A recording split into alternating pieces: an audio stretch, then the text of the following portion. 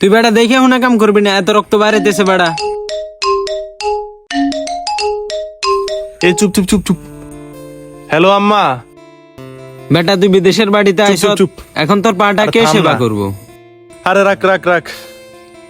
হ্যাঁ আম্মা, কি করস? কেমন আছেন? ভালো আছি, তুই কেমন আছিস? হ্যাঁ আমি ভালো আছি, কি করতে আছ? কই আছ? কাম করতে আছি। তোর শরীর ভালো নেই? হ্যাঁ শরীর সুস্থ। তোর ভাইয়ের বিকাশে 5,000 টাকা পাঠাইস। আচ্ছা ঠিক আছে, ফাটামুনি। 5,000 ফাটাইলে হইব? ওইব। আচ্ছা ঠিক আছে, বড় ভাইয়ের বিকাশে 5,000 টাকা ফাটামুনি। তোর শরীরে সুস্থ? হ্যাঁ আমি ভালোই আছি, সুস্থ আছি। আচ্ছা ঠিক আছে, আমি এখন কাজ করবো নি, ভালো থাকেন। আসসালামু আলাইকুম। আচ্ছা। বাই।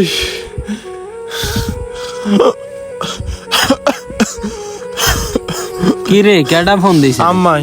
তাহলে তোর আম্মারা ক, তোর যে ফাঁকাটা গেছে।